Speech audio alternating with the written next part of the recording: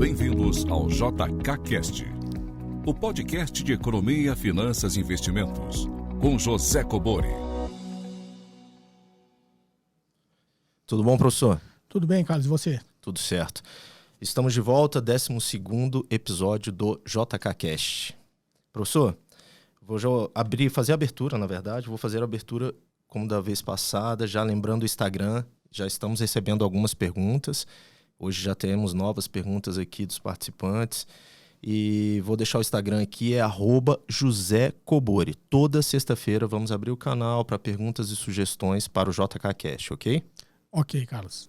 Já vou lembrar também o nosso WhatsApp, para aqueles que não queiram participar via texto, mensagens no Instagram, podem estar continuando a enviar os áudios, sempre citando seu nome e a cidade de onde está falando, num ambiente mais tranquilo, silencioso, para que a gente possa ouvir bem aqui, ok? É 61-DDD 98117 0005. Repetindo, 61-DDD 98117 0005. Esse é o WhatsApp para participação no JKCast. Professor, vamos para as perguntas? Vamos lá. Olá, professor, tudo bom? Meu nome é Vinícius, sou de Brasília, tenho 22 anos, sou universitário e queria uma opinião sua a respeito sobre as carreiras do mundo do investimento. Queria saber qual o melhor jeito de começar, se é melhor já ir fazendo as certificações, tirar o CNPI para ser analista, ou então às vezes montar um escritório de gestão de investimentos, ou então fazer a prova da Ancord. Eu queria saber o que você recomendaria para alguém com interesse em trabalhar no mercado financeiro. Obrigado. Bom, professor, pergunta do Vinícius, aqui de Brasília, professor. Na verdade, ele está querendo algumas dicas, né, para quem está iniciando. Isso, para quem está iniciando. Ele tem 22 anos, né, Carlos? Isso. Tem bastante jovens aí se interessando pela carreira profissional no mercado financeiro, né? Não só ser um investidor, como ser um profissional do mercado. Como ele é muito novo e ele, pela pergunta, assim, ele não tem muita experiência, até pela idade, não tem como ter muita experiência no mercado financeiro, não tem como, primeiro, ele citou abrir uma empresa de gestão de investimentos. Isso seria, digamos, uma coisa já para aqueles profissionais com bastante experiência para fazer gestão de investimentos, né? Não seria, digamos, o melhor caminho para ele. Até porque no mercado financeiro, imagine você como investidor, né? Você vai procurar aqueles profissionais para cuidar do seu dinheiro, aqueles que têm mais experiência, já tem um resultado comprovado, né? Já tem uma performance no mercado financeiro comprovada. Toda uma vivência no mercado de ações. Isso ele não teria, né? Mesmo conseguindo abrir e sendo um gestor de investimento certificado pela CVM, ele não teria essa parte da bagagem, da experiência, para transmitir essa credibilidade e até uma autoridade no mercado para que ele consiga captar os seus clientes, né? Os seus investidores. Professor. Então, esse seria um caminho, digamos, de início aí, especificamente para ele, que poderia ser descartado, né? Uma outra que ele falou é a prova da Ancord. A prova da Ancord é de agente autônomo de investimento. A figura de agente autônomo de investimento para a CVM é como se fosse uma distribuidora, né? Uma DTVM. É um cara que distribui títulos e valores imobiliários. E tem algumas restrições. Ele não pode dar conselho de investimentos, ele não pode ser gestor de carteira, ele não, tem algumas restrições, ele só pode distribuir os títulos e valores imobiliários. Esse é um caminho que a grande maioria dos jovens tem tomado, né? Porque ele aprende como funciona o mercado, nessa certificação ele tem que ter conhecimento de como funciona, as regras operacionais, aquela parte mais burocrática, a parte tributária, ele tem que entender isso aí, até porque ele vai atender os clientes para distribuir esses produtos. Mesmo com a limitação de ação.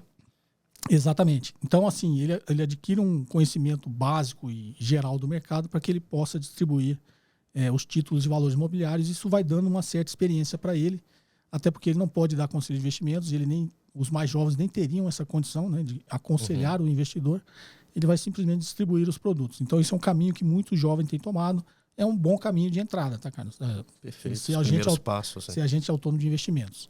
O CNPI, que é o Certificado Nacional do Profissional de Investimentos, é o chamado analista de investimentos, né? Tem o CNPI, que é o cara especialista em análise técnica, né, popularmente conhecido como análise gráfica, e tem o CNPI dos analistas fundamentalistas, né? Eles são aqueles analistas que sabem avaliar uma empresa, seja através dos gráficos, seja através dos fundamentos, da análise fundamentalista. Esses são profissionais, digamos, tecnicamente mais capacitados, né, para entender como avaliar uma empresa. Então, isso, digamos, é muito mais focado em você ser analista ou não de empresas no mercado financeiro, né? Perfeito. Então, se esse for um caminho que ele quiser tomar, ele profissionalmente ele vai ter que depois ter uma posição em alguma corretora, em alguma gestora, em algum fundo, como analista de investimentos, né? Eu tive muito aluno no IBMEC. O IBMEC tem uma parceria com o Banco Central, com o Banco Brasil e com a FUNCEF, né? Então tinha muitos alunos ali que eram da FUNCEF e tinham acabado de entrar para ser analistas de investimentos. Então eles faziam um MBA em finanças no IBMEC e eu conheço quase todos os analistas da FUNCEF, né? Então eles entravam por esse caminho de trabalhar num fundo de investimento, num fundo de pensão, no caso da FUNCEF, certo. fazendo análise de empresas e aí naquele adquirindo desenvolvimento ele ia adquirindo experiência, conhecimento, para lá na frente ele sair e fazer outro, seguir outro caminho, né, já com mais experiência dentro do mercado financeiro. Bom, Vinícius, está dada a dica do professor Kobori.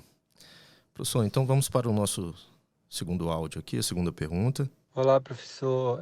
Boa tarde. Meu nome é Rafael, eu sou da cidade de Feira de Santana, na Bahia. Eu ouvi alguns podcasts do senhor explicando e dizendo sobre o preço das ações, onde o senhor falava que preço importa. Sobre essa situação, professor, eu gostaria que o senhor explicasse como deve se comportar o pequeno investidor que adota o método buy and hold, de comprar ações e guardar, isso fazendo aplicações mensais, no valor mais ou menos de R$500 por mês, às vezes R$1.000, fazendo aplicações mensais em boas empresas, analisando os fundamentos das boas empresas. Como esse pequeno investidor deve se comportar? Ele deve estar sempre olhando o preço e guarda o dinheiro em algum outro investimento do tipo de renda fixa para aportar nessas ações quando elas estiverem com um preço menor, ou para o pequeno investidor, nesse caso, nesse exemplo que eu dei, o preço não importa, ou o preço importa para todos.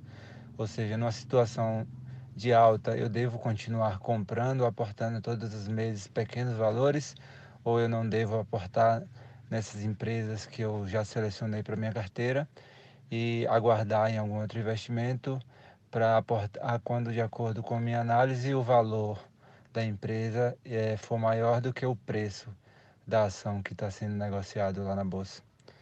Obrigado, professor, e parabéns pelo programa aí. Excelente. Obrigado. Pergunta do Rafael, professor de Feira de Santana, Bahia. Bem, Carlos, a pergunta do Rafael é desse assunto que tem gerado alguma polêmica aí, né, ultimamente, sobre o preço importa, o preço não importa, né? Então, fazer uma diferenciação primeiro, assim, a pergunta ela é muito simplória. As pessoas falam, o preço importa, o preço não importa.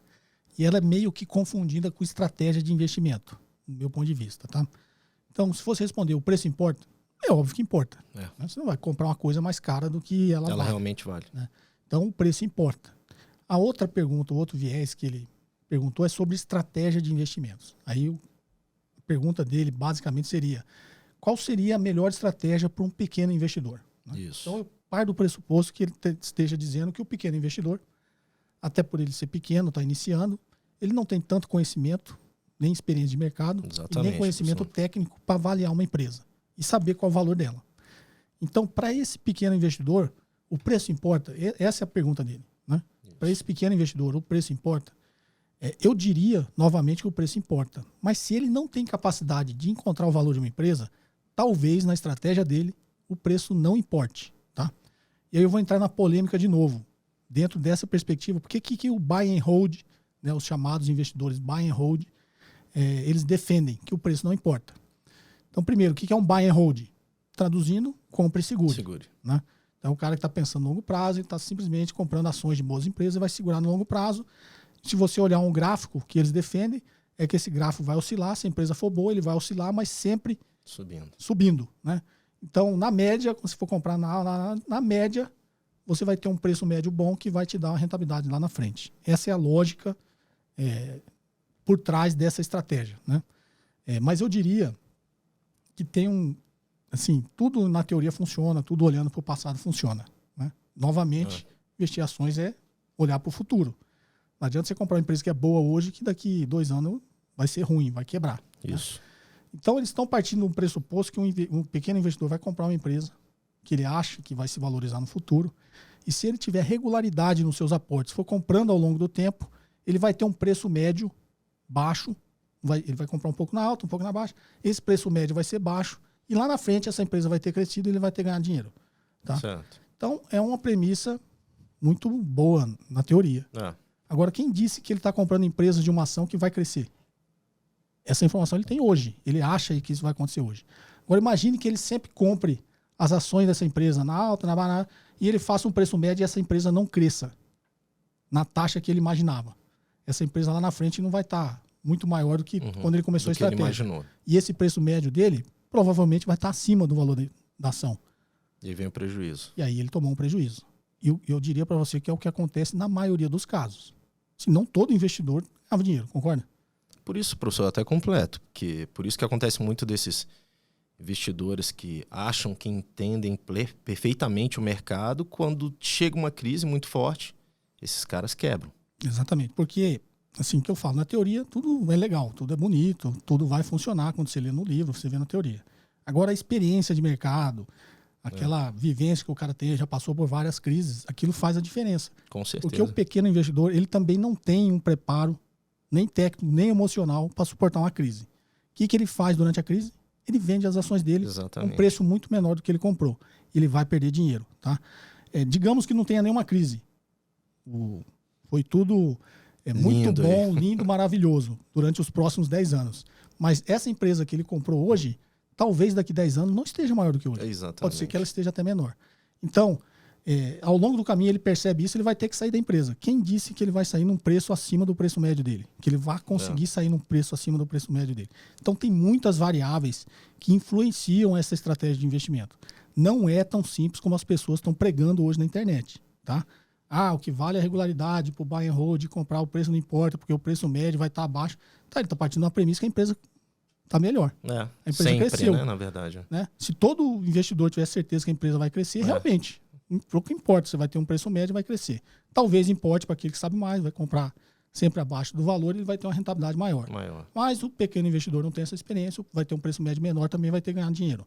Então, assim, novamente, ceteris paribus em economia, né, para todo mundo, mantidas as condições normais de temperatura e pressão, que é o que a gente sabe que não vai acontecer. Tá? Então, agora eu vou pegar o ensinamento lá do Benjamin Graham sobre margem de segurança.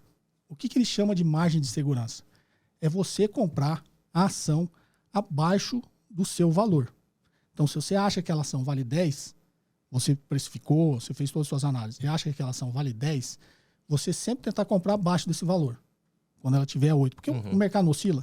Isso. Então vai ter dia que ela vai estar 11, vai ter dia que ela vai estar 9, vai ter dia que ela vai estar 12, vai ter dia que ela vai estar 8. Se você precificou e aquela ação é 10, compre sempre que ela estiver abaixo. Compre a 8. Isso. Porque você tem uma margem de segurança. Quando o mercado... quando o mercado... tá muito barato, ela tinha que valer 10, o mercado vai subir e você vai ganhar. Tá? Ele tem um critério até talvez um pouco mais, digamos, uma margem de segurança maior quando ele fala também do valor patrimonial. Né? Então, o valor de mercado da empresa, a ação deveria ser 10 e o valor patrimonial da ação é 5. Durante as crises, as empresas são negociadas abaixo inclusive, do valor patrimonial. Exatamente. Né? Então, você teria uma margem de segurança muito maior. Se você consegue identificar isso, é óbvio que o preço importa. Né? Imagine no nosso exemplo, o valor vale 10, você compra 12, quando o mercado corrigir porque o valor é 10, você vai ter perdido 20%. Talvez leve 2 anos para você voltar àquele preço que você pagou. Porque você pagou acima do que vale. Então, assim, nem tudo no mercado é perfeito, né? Nem verdade. É do jeito que a gente imagina. E era o que eu ia falar aí, se o mercado estiver muito ruim, ainda pode acontecer o que o senhor citou. Vai vender ainda abaixo disso, o prejuízo vai ser muito maior ainda. Exatamente. E, de novo, eles partem de uma premissa que o investidor está investindo em empresas que vão sempre crescer, né? E aí o preço médio vai ter compensado. Mas a gente sabe que, na realidade, não é isso que acontece. Com certeza, professor. Se eu tivesse certeza das 10 empresas que ia mais crescer no mundo... Estava feito. A gente já estava milionário, fazia operações alavancadas, comprava derivativo, e todo mundo ia ficar milionário. Mas isso, o futuro, como a gente diz, a Deus pertence, a gente não sabe o que vai acontecer, qual o evento inesperado, tanto econômico quanto político, vai acontecer a partir do minuto seguinte. E até o que citamos no JK Cash passado. A gente está imaginando tudo maravilhoso. Imagina, amanhã ou hoje à noite o Irã resolve bombardear umas bases americanas, né? E aí eles entram em guerra. O que acontece? Ninguém previa isso e o mercado vai derreter nos próximos meses, né? Rafael, obrigado pela pergunta. Está aí a resposta do professor Kobori. Bom, professor, chegou o momento, ao final do podcast, que eu vou fazer algumas perguntas que os nossos ouvintes mandam pelo Instagram. Voltando a citar o Instagram para quem queira participar por esse meio de comunicação, é @JoséCobori. Tá? O Instagram. Toda sexta, né, cara? Toda sexta-feira a gente vai abrir um espaço lá para o pessoal mandar os questionamentos e sugestões para o podcast, ok? Legal. Então vamos lá. Eu tenho duas aqui, professor, duas perguntas que eu vou ler as duas, porque elas estão relacionadas, e o senhor dá uma única resposta, pode ser? Claro. Que é o mesmo assunto. Nós temos a pergunta do Gilvan. Ações, professor, ON, PN e Units. Faz diferença para o investidor minoritário para ser sócio a longo prazo? Essa é a pergunta do Gilvan. E a Tânia também mandou a mesma pergunta, praticamente aqui, mas relacionada a PN e Units. Existe risco em comprar ações PN ou Units? Ouço dizer que sócio é ON. Faz sentido? Bom, Gilvan e Tânia, como o Carlos falou, eu vou fazer uma resposta aí um pouco mais longa, até para a gente entender, não só tecnicamente, mas historicamente, por que existem esse tipo de ação. Perfeito. E aí, essa resposta acaba respondendo aí tanto o Gilvan quanto a Tânia, tá? Então, vamos lá. Ações ON, PN e Unit. Primeiro, vamos traduzir o que é isso, né, Carlos? Vamos. ON são ações ordinárias nominativas. ON. PN, preferenciais nominativas. E Unit é um pacotinho que tem essas duas ações, tá? Aí depende da Unit, você vai ter que ler lá no estatuto da empresa, quando ela lança a Unit, que se aquela Unit, quantas ações ON e PN representa. Geralmente está lá uma ON e duas PN. Aí forma uma Unit. Então agora, historicamente, eu vou explicar por que existe cada uma dessas, tá, Carlos? Vou tentar ser o mais didático possível para os nossos ouvintes aí, né, do podcast, das plataformas de podcast, ou para os nossos espectadores aí no nosso canal do YouTube. Certo. Professor, tem alguma, até como você vai iniciar essa explicação, tem algum comparativo? O porquê disso, de ser 2-1? Não, a empresa decide, tá? Mas na explicação histórica, por que existe a Unity, vai ficar bastante claro. Ah, perfeito. Tá? Vamos lá. Então, ações ordinárias, qual a diferença de uma ordinária e de uma preferencial? A ordinária, ela dá direito a voto.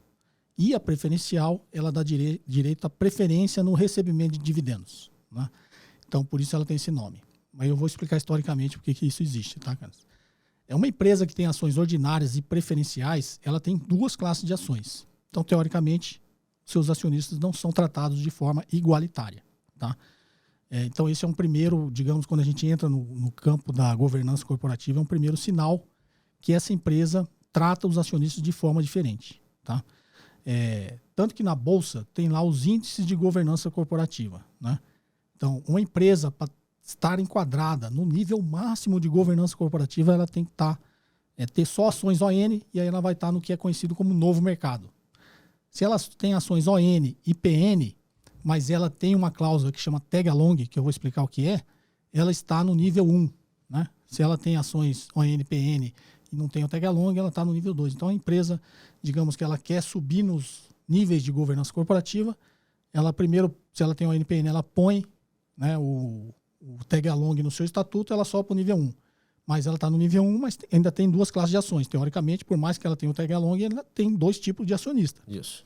Aí ela quer chegar no nível máximo de governança corporativa, ou seja, aquele nível em que a empresa é considerada uma empresa que trata todos os acionistas de forma igual. Como ela transparece isso? Tendo só uma classe de ação. Então ela tem só um tipo de acionista. Então ela tem que migrar de ações ON e PN para o novo mercado, ela tem que ter só ações ON. Como as empresas fazem essa transição? Criando as units, né? Então ela tem a ON e PN, ela cria uma unit e fala assim, agora eu vou vender a unit, e a unit tem uma ON e duas PN. Estou dando um exemplo de proporção, tá? Pode ser diferente, depende do que a empresa decidir. Então agora você compra uma unit, você tem automaticamente uma ON e uma PN, tá? E lá na frente, quando essa unit passar a ser mais negociada do que as outras duas ações e eu começar a negociar só a unit, o que eu posso fazer? O próximo passo, transformar a unit numa ON e passar a ter só ON. Entendi. Eu vou migrando para ter só unit, e quando tiver só unit, eu vou ter só ON. Eu transformo uma unit numa ON, né? E eu faço essa migração, vou ter só ação ON e vou estar enquadrado. Que seria o último estágio. Exatamente, no novo mercado, que é a empresa do nível máximo de governança corporativa. Então, agora explicando o que é governança corporativa, né? Governança corporativa é aquilo que a empresa transparece de credibilidade e de transparência também para os seus acionistas. A forma que a empresa tem de fazer isso é tratando os seus acionistas todos de forma igual, tá? E aí aquele conhecimento histórico, né, que tem quem está há muito tempo no mercado, e eu trabalhei não só com isso, como fusões e aquisições, eu sei como funciona isso e por que isso evoluiu dessa forma, tá, Carlos? Então vou tentar transmitir um pouquinho desse conhecimento. As ações, a empresa, até porque eu sou investidor de startup, a gente cria e a gente capta recursos e a gente sabe como trabalhar com a emissão desse tipo de ação.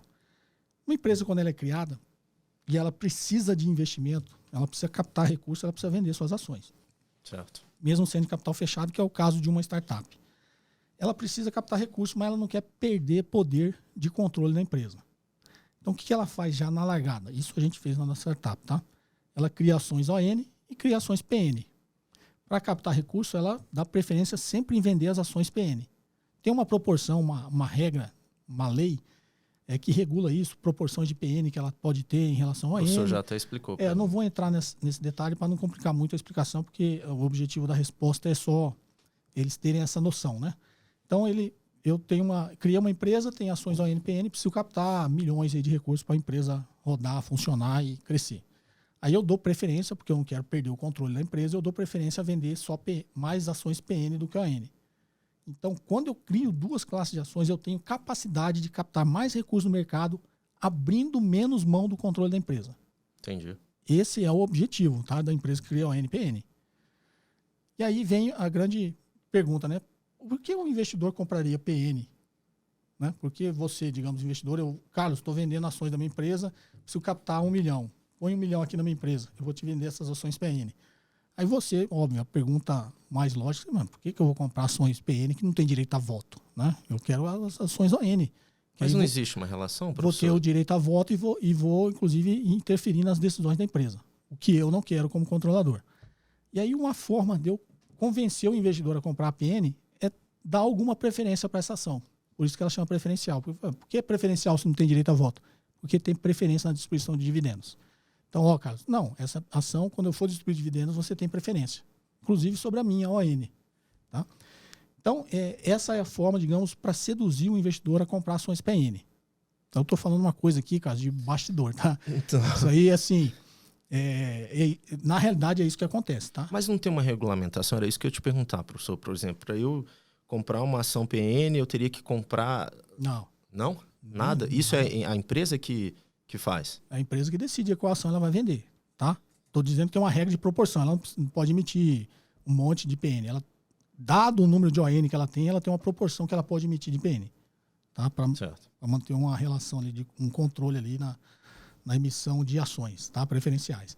E aí eu dou essa cara de preferência de distribuição de dividendos para eu conseguir vender as ações. Tá? Na lógica do dia a dia das empresas, da economia real, quem define a distribuição de dividendos são os controladores da empresa. Então, quem define a distribuição de dividendos é quem detém ações ON. Okay? Pode ser que ela tenha interesses em dar mais credibilidade, dar mais liquidez na ação PN, e ele realmente, durante algum tempo, ele dê essa preferência. Fala, a gente tem 10 milhões para distribuir dividendos, vamos distribuir tudo para os preferencialistas, distribui. Mas o que você vê na realidade é sempre que distribui dividendos, os dois recebem. Exatamente. Apesar do outro ter preferência, não quer dizer que o outro não pode receber. Não vai receber. Então, o cara que decide quem vai distribuir é o cara que tem ON. Não é isso? Verdade. E o cara que tem ON, teoricamente, ele só distribui dividendo quando vai sobrar um pouquinho para ele também, que vai cair para ele. Então, esse negócio de preferência de distribuição de dividendos, você tem que olhar com cuidado, tá, Carlos? Então, é por isso que existem essas duas classes de ações. E é por isso que o nível de governança corporativa almejado é só quem tem ON, e as empresas tentam migrar para isso. Porque, teoricamente, quem tem um nível máximo de governança corporativa tem mais credibilidade, consegue também mais liquidez nas suas ações. Não necessariamente. As maiores empresas do Brasil têm as duas classes de ações. Tá? Qual a grande diferença também entre uma ação ON e PN e por que a diferença do nível 2 para o nível 1? O detentor de ações ON tem direito a voto e tem o controle da empresa. Numa eventual alienação da empresa, o que é a alienação? Ele vai vender a empresa, vai vender o controle. O que acontece para ele vender o controle? Qual ação ele precisa vender? ON ou PN? A PN. Se você vai comprar uma empresa e quer comprar o controle, você quer comprar que ação? ON ou PN? Se eu quero o controle? É. PN. Não. Se você quer o controle da minha empresa, você tem que comprar que ação? É verdade, é a ON, né? Você tem que comprar a ação ON que dá direito a voto. Isso, que me dá Então, o direito. que acontece nas negociações? Quando a empresa não tem tag along, tá? As ações ON passam a valer cada vez mais. Porque o comprador que quer comprar o controle só tem interesse na ON, não tá nem aí para pra PN. PN. Ela não tem direito Verdade. a voto. E isso aconteceu em várias ocasiões no Brasil. Nas aulas que eu dou, eu cito o exemplo das empresas que passaram por isso, tá? Que é um exemplo bem didático. Então, todo mundo começa a querer, a empresa deseja vender o controle e todos os compradores que têm interesse em comprar o controle vai começar a se interessar em comprar as ONs. O que acontece? A ON começa a valer cada vez mais e a PN cada vez menos. Isso é um sinal claro das duas classes de ações. Isso é um sinal claro de que a ação preferencial é uma ação, digamos, no popular de segunda categoria. Ninguém vai querer ela numa situação dessa. E aí, o que as empresas começaram a fazer para tentar manter uma relação? Criaram uma coisa que chama-se tag along. O que é o tag along? É uma cláusula no estatuto da empresa, no acordo de acionistas, que define uma proporção, uma obrigação de quem quiser comprar o controle ter que comprar o seu PN.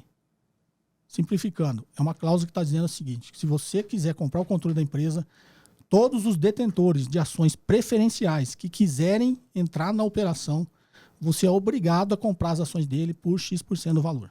Entendi. Então, vou dar um exemplo, 80%. Né? Então, você quer comprar o controle da empresa, a ação dela vale R$10, legal. Você vai comprar o controle da empresa da ON. Só que todos os acionistas preferenciais que quiserem fazer parte dessa operação, você é obrigado a comprar as ações dele por R$8, se essa proporção for de 80%. Entendi. Ok? E aí o comprador já tem que colocar isso na sua conta. Ele fala, provavelmente é uma operação boa, todo mundo vai querer entrar, existem X milhões de ações PN, se todo mundo quiser entrar, eu vou ter uma despesa adicional aí, sei lá, de 2 bilhões de reais. Então ele tem que pôr isso na conta da operação que ele está fazendo. Tá?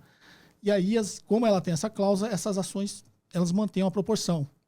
Então, digamos, no mesmo exemplo, né? Todo mundo interessado em vários players interessados em comprar o controle da empresa, a tendência é que esse valor da ON comece a subir. Isso. Como existe essa relação no tag along de proporção, a ação PN acompanha.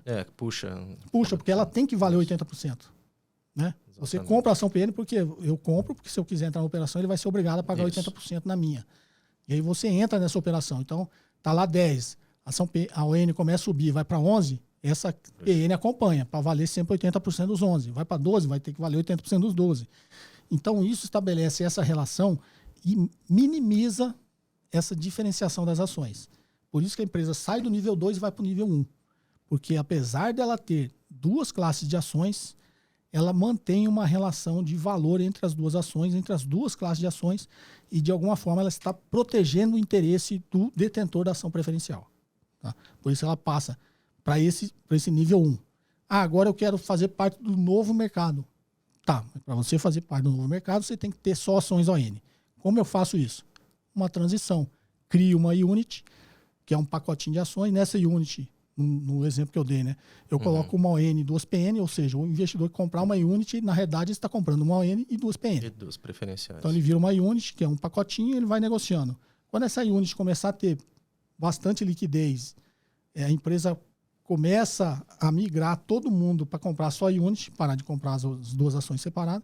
Quando ele estiver vendendo só a unit, ele pode transformar a unit no ON e extinguir a ação. E ficar com uma única. Exatamente, ele faz uma transição e fica com uma única ação. Então essa é a diferença de ON, PN e unit, tá? E aí, mais especificamente, acho que na dúvida da Tânia, você comprar o controle de uma empresa, você precisa comprar ON.